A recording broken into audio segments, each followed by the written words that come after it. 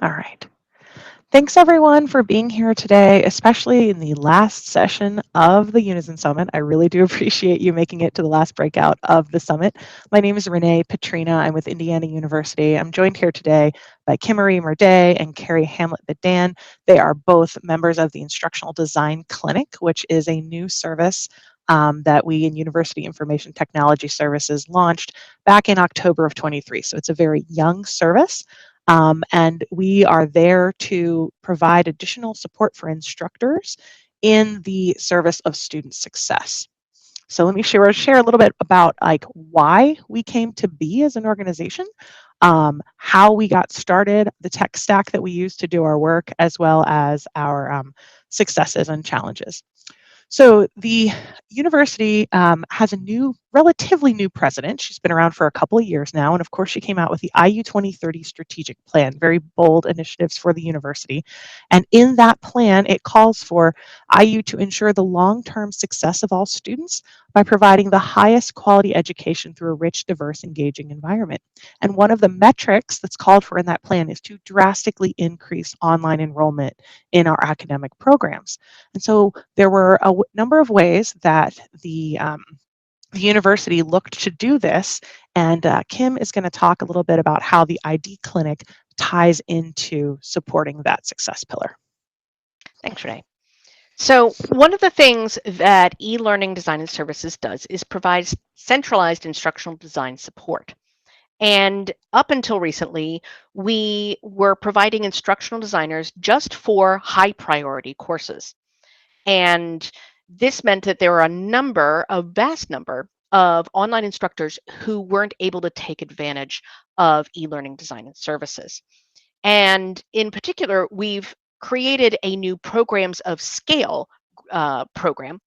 And this program has been identified as having the ability and support to provide greater access than most other programs. And it's a key part of the increase in online enrollment as we move towards 2030. The courses are redesigned with the assistance of instructional designers and assessment specialists to provide an enhanced student experience and consistency of course design from one course to the next. These courses are offered in 8-week sessions to provide more entry points for students. All of this is wonderful, but we need, as I mentioned earlier, a chance to or a way to support online instructors that are not part of either of these programs or that need support beyond what they've been getting. So our proposed solution was the Instructional Design Clinic. The name of this, by the way, comes from the idea of improvement clinics like for sports or music, not the medical analogy. So one of the things that we're doing is providing one-off or limited time support in contrast with the instructional designers who have been working up until now with EDS. In addition, we are making a point of providing extended hours. We're open from 9 a.m. to 8 p.m. Eastern Time, Monday through Friday, and from noon to 8 p.m. Eastern Time on the weekends. So we are supporting online instructors, but we are also supporting instructors of in-person courses. Whoever finds us, we help. And in particular, we're providing what we like to call white glove service to our programs of scale and really helping those instructors make sure that they understand what has been added to the course, get all of the course content ready for them to help those go as smoothly as possible. Now, we have a couple of service partners. One of the groups that we are working with is the Teaching and Learning Centers, which are associated with all 9 of our campuses. And in particular, we're trying to help with their overflow when they're particularly busy or during times when they're not open. They tend to be open from 9 a.m. to 5 p.m. Eastern Time. And in addition, we're partnering with the Support Center, who provides tech support for faculty 24/7, but they also provide tech support for students and staff. Now, the Instructional Design Clinic, we dabble in the technology side, but our main mission is instructional design. And so we can help support the support center, as it were, as well.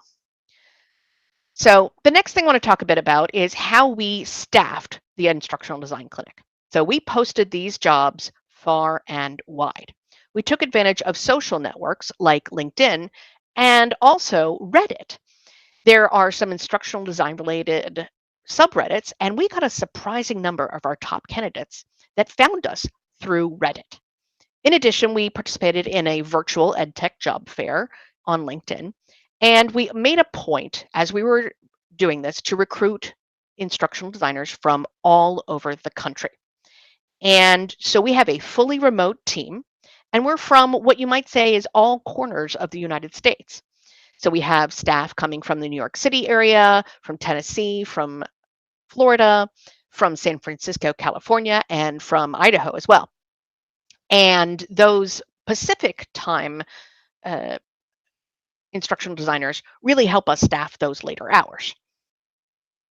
So next I'm going to turn it to Carrie so she can talk about our philosophy. Yes, thanks, Kim. So, as we got started as a group, we had to ask ourselves, what is our philosophy? What sort of principle do we use to guide ourselves in our work and how we structure things? And so, one question that we ask ourselves is, what is the return on investment for faculty? When they come to us, is it better to teach them the skill or to fix it for them? And so that's one area in which we really try to take a different approach than sort of just the tech support model of they come to you, they have a tech problem, and you fix it for them. In this case, we're really trying to have those conversations where we use the phrase teach them to fish, right? We're really trying to show them how to do it for themselves. And that allows us to have a ripple effect because when they work with us and we teach them how to do something, they're then able to apply that to other courses that they might be working on. It also makes them feel empowered to solve problems for themselves moving forward, too. We also have this idea of a plus one. So we really try to always have one additional thing that we offer or one thing that we help them with that's beyond the reason that they came to us. So we refer to these as a plus one, and that's really kind of the value add. So we want them to feel like when they come to us, it was time really well spent. So we try to leave them with an additional item, such as, information about conferences that may be coming to their area about pedagogy or scholarship of teaching and learning. We try to tell them about institutional programs that they may be unaware of, like the IUE text program to help students save money on their textbook purchases. So we're always trying to tack on one additional thing that's, we meet the need that they came to us for first, sure, but we also try to give them one additional thing to take with them as sort of a parting gift. And then in order to achieve all of this, we have to have some technology to support it. So we had to, this is a brand new thing. So we had to ask ourselves, what sort of technology do we want to use or what do we need to use in order to allow us to do the mission that we've set out to do? And it was important to us to choose tools that IU already had at its disposal for a couple of reasons. One is that we didn't want to have to ask the university to purchase additional technology for us. And two was because by choosing tools that we knew everyone at IU had access to, this allowed us to more easily coordinate and collaborate across different departments. So the first sort of piece of technology that we chose was bookings. And the reason that we chose Microsoft Bookings was because we needed some way for faculty to be able to schedule these appointments with us without having to have a lot of back and forth emails about, oh, are you available on this day? What's your afternoon look like on Tuesday? We just wanted it to have like a one-stop shop where they can come, they can pick the date and the time that works best for them, and then the system would automatically pair them with a consultant or instructional designer who was available to meet with them at that time. And so in that way, Bookings has proven really effective in allowing us to do that.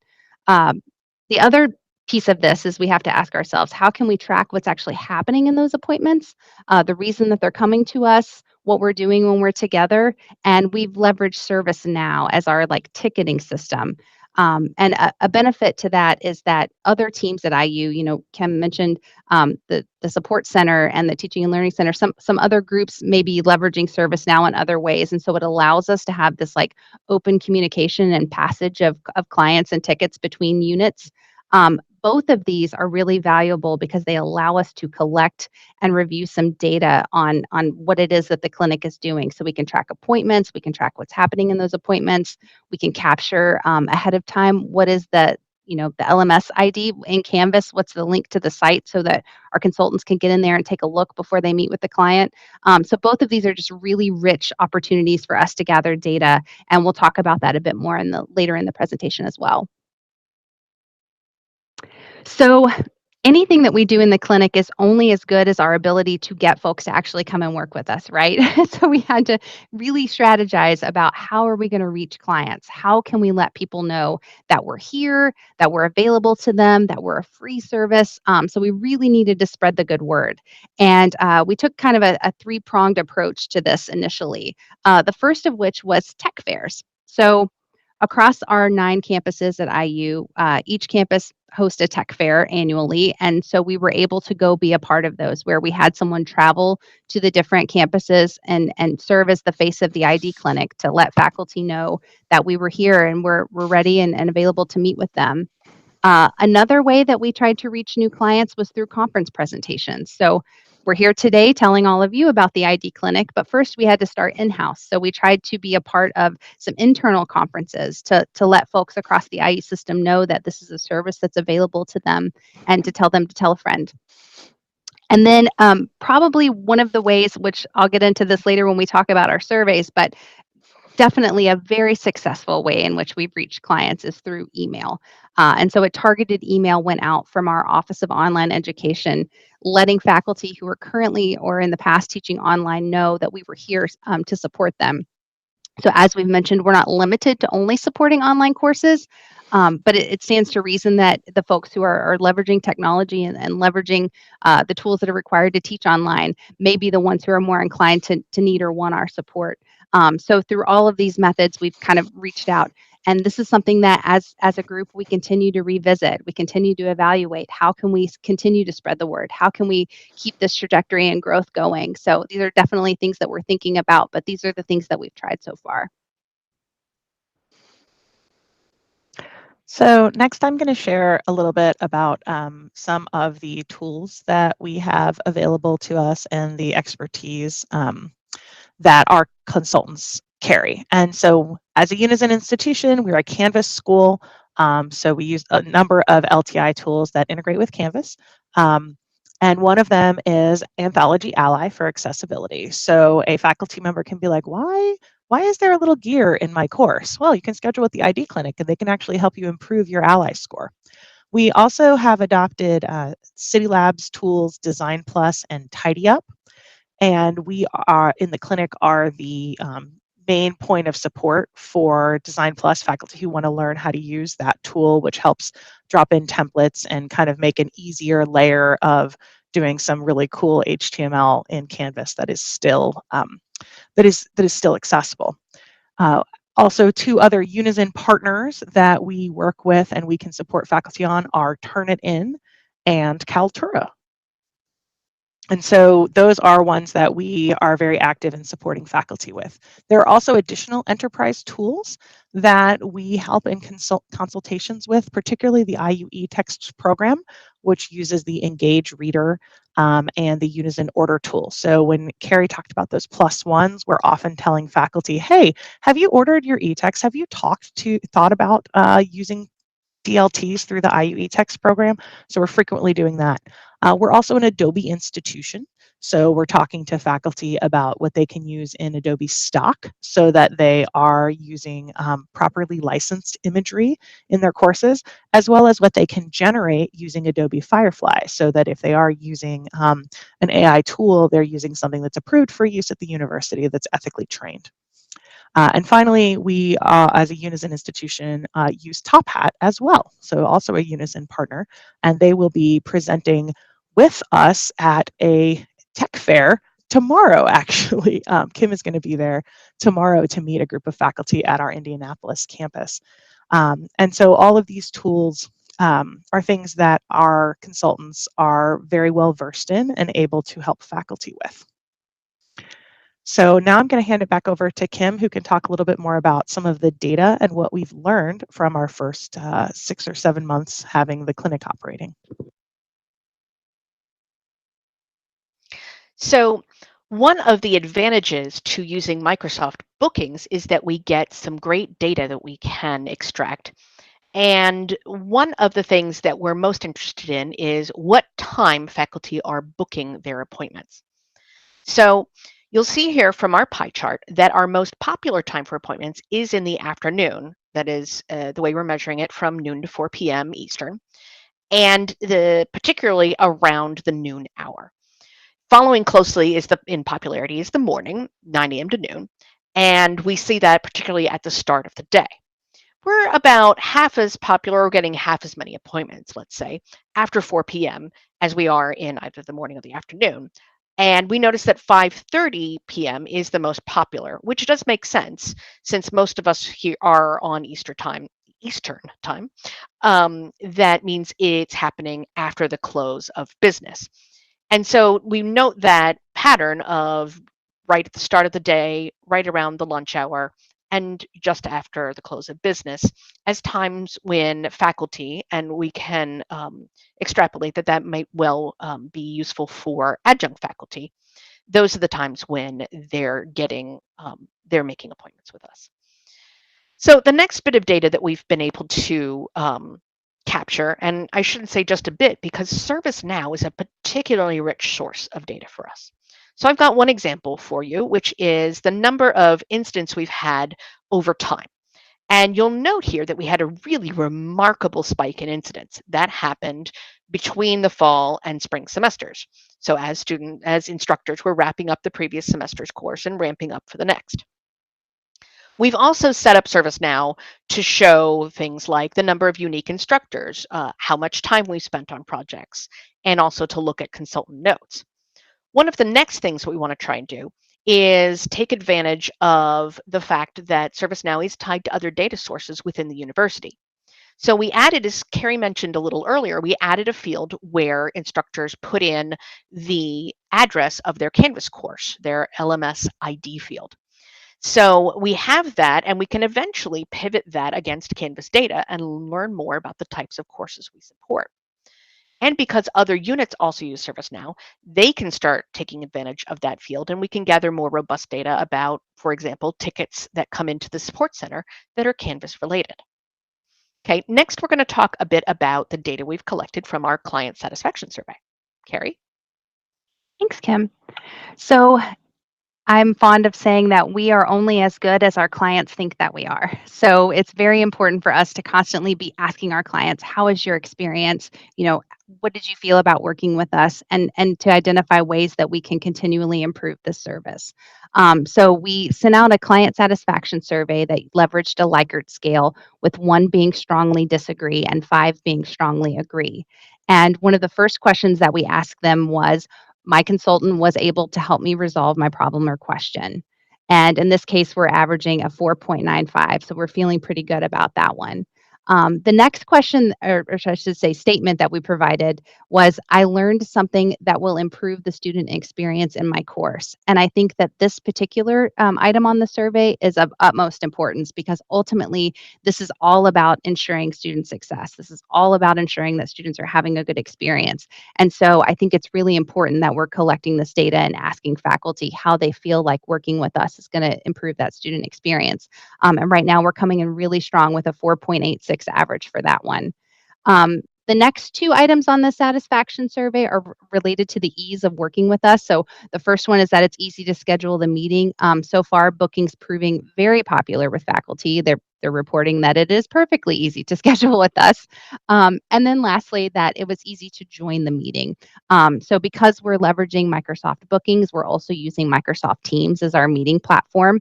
Those 2 systems just integrate and work really nicely together. And right now they're reporting a 4.81. So as you can see across the board, we're really getting a lot of positive feedback from our clients. Additionally, we ask some questions within that survey regarding how that they heard about us.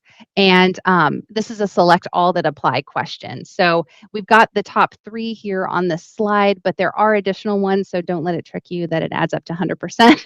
But there were some other, but they were just, I guess statistically insignificant. They weren't enough to make it here in the top 3. But by and large, as I referenced earlier, email. Email is proving to be the way that the most folks are hearing about us, coming in at about 50% of our respondents. Word of mouth is another 27%. And then finally, Canvas announcements. So for those of you who leverage Canvas as your LMS, you may notice that there can be global announcements that appear at the top of that dashboard when you first log into Canvas. And we've been really fortunate at the clinic to leverage those Canvas announcements to put announcements there at times where we feel like faculty are really going to need us. So leading up to the start of a new semester, maybe at times when final grades are due, things when we feel like faculty may have questions or they may be setting up stuff and need a little bit of extra support, we're able to meet them with a just-in-time notice that we're here, don't forget about us, come to us and we can help you with whatever problems you may be having. I think that this next slide is really powerful, and it's one of which certainly I'm very proud.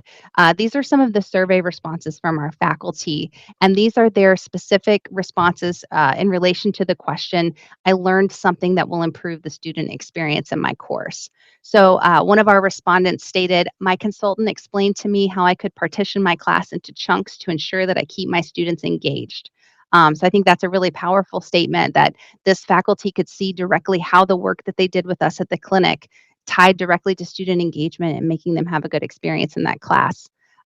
Another quote, the consultant is very amazing at thinking through the course design so we can adjust the Canvas court layout in a way that was more constructive. So again, just creating a better user experience. So, this doesn't reference students specifically, but the Canvas course layout, that's one of the ways that we can really make an impact for students, that they're not using their cognitive load to figure out how to navigate the course. Instead, they can really focus on the content. And then lastly, I love the creative ideas and new approaches the consultants offer. So this was, obviously really heartwarming to hear that our clients can see that we're coming to it with fresh eyes, that we're coming to it with enthusiasm and creativity, and we're just really excited to work with them. So I love that we've been able to kind of capture within our survey some ways in which we're making a direct impact with students. So I kind of focused on the positives. Now I'm going to shift to Kim, who's going to talk a little bit about some of the challenges that we face in the clinic. Thanks, Carrie. So one of the challenges that we've been looking at is keeping our instructional designers, our consultants, busy during slow times. As you saw from that graph that we had from ServiceNow, there are times when the number of appointments really spike and we are hopping. But there are other times during the semester where things slow down. We want to make sure our instructional designers stay busy and engaged. And so we've stylized ourselves as utility players. And basically, we're helping out other teams within e-learning design and services to help as needed. In addition, we've had our instructional designers work on ways to improve our own processes. We had a wonderful subcommittee that created the survey. We've got another one working on ways we can continue to market our services. Another that looks at improvements in ServiceNow, how we can use it better, how we can pull the data from it.